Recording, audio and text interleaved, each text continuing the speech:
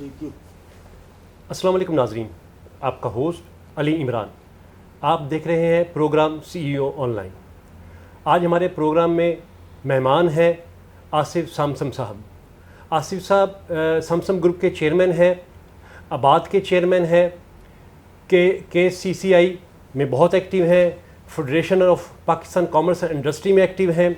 आज इनसे जानेंगे रियल एस्टेट के हवाले से मसाइल और उनका हल, और इनके कारोबार के बारे में जानेंगे कि आजकल ये कारोबार किस तरह कर रहे हैं। अस्सलाम वालेकुम आसिफ भाई, प्रोग्राम में खुशामदीद। बहुत शुक्रिया, जज़ाकल्लाह। आसिफ भाई, अभी जो हालात चल रहे हैं मैशियत के, वो आपके सामने हैं। आपको इस वक्त क्या मुश्किलात पेश आ रही हैं, वो ज़रा आवाम को बताइएगा।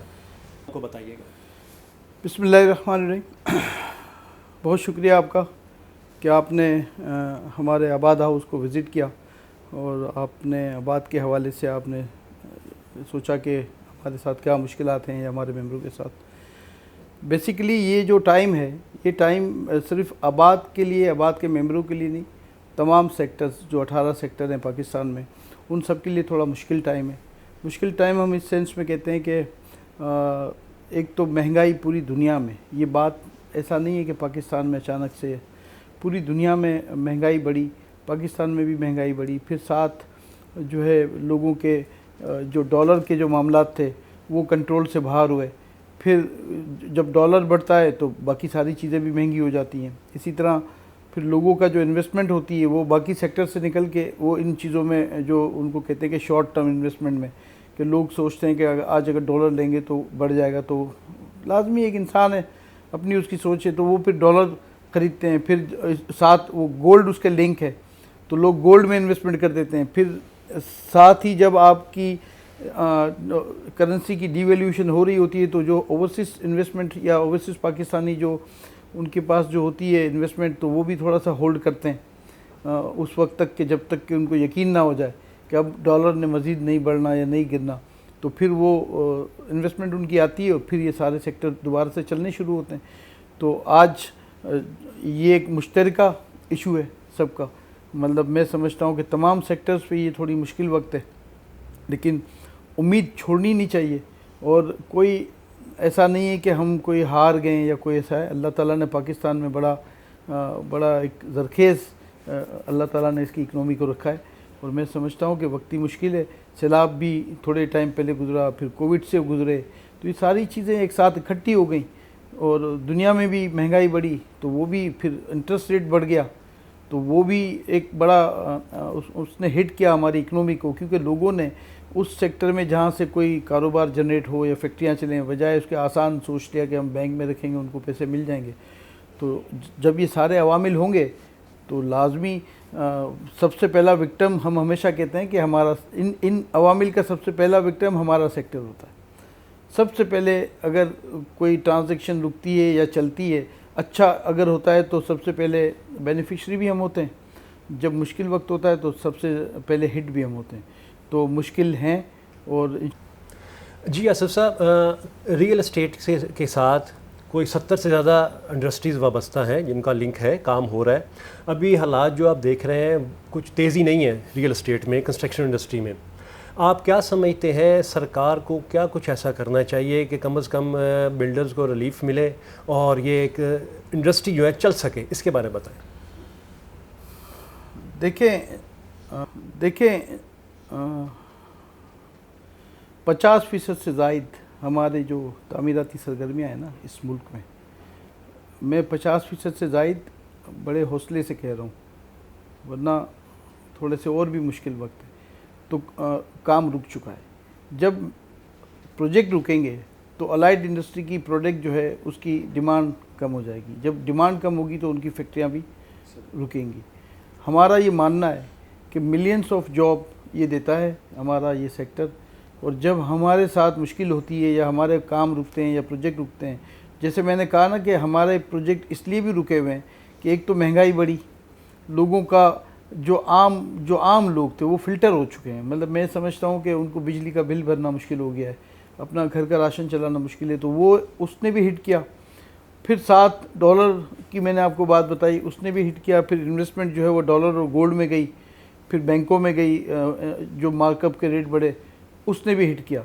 तो ऑल ओवर ये सारी चीज़ें मिल के मैं कहता हूँ कि हमारा काम तकरीबन जो है ना 50% से ज़ायद बंद हो चुका है। और हमारे काम बंद होने का मतलब है कि 50% से ज़ायद अलाइड इंडस्ट्री का भी काम बंद हो गया। तो ये मुश्किल तो बिल्कुल ऐसा है कि उसको कोई डिनाई नहीं कर सकता। और जहाँ तक बात आपने की कि हुकूमत को क्या करना चाहिए कि ये काम चले, तो हुकूमत को सोचना चाहिए कि पूरी दुनिया में रोड शो किए जाते हैं सफारती सतह पे, लोगों को तरगीब दी जाती है। वो कहा जाता है कि आप आएँ हमारे मुल्क में, इस सेक्टर में इन्वेस्टमेंट करें, हम आपको पासपोर्ट भी देंगे, आपको रेजिडेंट परमिट भी देंगे, और भी आपको जो हमारे जो शहरियों को जो फैसिलिटी है वो आपको देंगे, सिर्फ इसलिए कि आप इस सेक्टर में काम करें। हमारे यहाँ इस सेक्टर में काम करने वाले को ढूंढा जाता है, उसको हमने रगड़ा कैसे देना है, उसको हमने कैसे इस हाल पे पहुँचाना है कि वो अपने कानों को हाथ लगाए, कि वो काम ना करे। जिसकी ज़िंदा मिसाल ये 7E है। 7E ने वो काम किया कि आपके जो लोग थे जो प्रॉपर्टी में इन्वेस्टमेंट किया करते थे, और वो सोचते थे, लॉन्ग टर्म इन्वेस्टमेंट की बात कर रहा हूँ मैं, वो सोचते थे कि आज एक प्लॉट 2 प्लॉट लेके हम रखते हैं, कल ये बच्चों को काम आएंगे, कल अगर हम इस काबिल ना हो तो हमारा इन प्लॉटों को बेच के हम बच्चों की शादियाँ भी कर देंगे, उनकी तालीम भी पूरी कर देंगे। ये मैं उस सोच की बात कर रहा हूँ। उसने आज से 10 साल पहले तो उसने 10 लाख रुपए का लिया होगा, लेकिन आज ये 4 करोड़ का है। और NTN लाजमी हुकूमत ने वक्तन फ़ौक्तन ये सारा प्रेशर कि जिनके पास भी प्रॉपर्टीज़ है उन्होंने डिक्लेयर करना है, उनको NTN नंबर लेना है। तो वो जब NTN नंबर उनके पास है तो उनको जब रिटर्न दाखिल करना है, तो उस रिटर्न में उनको उस पर टैक्स देना है, चाहे वो कोई इनकम हो या ना हो। यानी हमारा ये मानना है कि आप जब बात कर रहे हैं, जिस प्लॉट में इनकम ही नहीं है, रेंट पे तो टैक्स आपको वैसे भी मिलता है। अगर आज मेरे पास कोई रेंटल प्रॉपर्टी है तो उस पर जो अगर रेंट हमने किया उसको, तो उस पर तो वैसे ही टैक्स वो पे करता है। लेकिन जो प्रॉपर्टी रेंटल नहीं है उसका अज्यूम कर लेना, जो प्लॉट किसी काबिल नहीं है, वो है ही उस मकसद के लिए कि फ्यूचर की एक हमारा एक आप देखेंगे कि पिछला जो रिकॉर्ड है वो ये है कि फ्यूचर की जो भी इन्वेस्टमेंट होती है वो होती है रियल इस्टेट सेक्टर में। तो उसको आप हिट करेंगे तो लाजमी लोगों को आप क्या मैसेज दे रहे हैं। मतलब मुझे ये समझ में नहीं आ रही कि मैं एक जूते की दुकान, जूता लेने वाले पे मैंने इतना टैक्स लगा दिया, और जब जूता बिकना ही बंद हो गया तो जूते की दुकान वाला जब एहतजाज करता है तो उसे मैं कहता हूँ तुम पे थोड़ी टैक्स है, जो जूता पहनेगा उस पर टैक्स है। तो ये तो एक सिंपल सी बात है कि आप कहते हैं 7E में बिल्डर एग्जेम्प्ट है। ये तो रॉ मटेरियल है, मेरा प्लॉट अगर मेरे पास है, मैं इस पर जो प्रोडक्ट बनाऊंगा वो तो पब्लिक ने लेना है। लेकिन पब्लिक को आप कहेंगे कि आप अगर ले लेंगे तो आपको जो है 25 मिलियन से ऊपर है तो आपको टैक्स देना है। तो मैं समझता हूँ कि ये जो पहले मैंने आपसे जिक्र किया डॉलर का, महंगाई का, और जो इंटरेस्ट रेट है उसका, वो तो अपनी जगह पे था, उसको तो हम चलें सब सफ़र कर रहे हैं, हम सफ़र करते। लेकिन ये कौन सा निज़ाम है कि आप जब भी थोड़ा सा चलना शुरू होता है हमारा सेक्टर, आप कोई ना कोई जो है हर्डल से कोई दीवार खड़ी करते हैं, जिसके बाद हम फिर रुक जाते हैं। लोग इन्वेस्टमेंट करने के लिए आते ही नहीं है। मैं हमेशा देखता हूँ, काफ़ी टाइम से देखता हूँ कि एक बंदा एक लेटर निकालता है और कहता है बायलॉज चेंज। कहीं मैंने किसी माशरे में ये नहीं देखा कि एक अफसर बिल्डिंग बायलॉज जो है एक साइन से वो चेंज कर देता है। तो ये कैसे मुमकिन है काम? इस माहौल में कैसे हम ग्रो करें, किस तरह आगे जाएं? सही, बड़ी अच्छी बात की कि रूल्स जो है वो डेली चेंज नहीं होने चाहिए, जो एक बना दिए हैं उसी को फॉलो करना चाहिए। और आपसे भी तजावीज़ लेनी चाहिए, बिल्डर से भी, कि ग्राउंड रियलिटी तो आप जानते हैं ना कि क्या मसाइल हैं और उनका हल क्या है। तो एक और बात है कि इनलीगल जो है कंस्ट्रक्शन वो बहुत हो रही है। आबाद अपने मेंबर्स को, जारी बात है, अच्छे से लेके चल रहा है, वो इस पर सख्ती भी करता है। तो जो दूसरे इनलीगल काम कर रहे हैं वो ये नहीं देखता आबाद का मेंबर है या अच्छा करने वाला है, वो ये कहता है ये बिल्डर कर रहा है।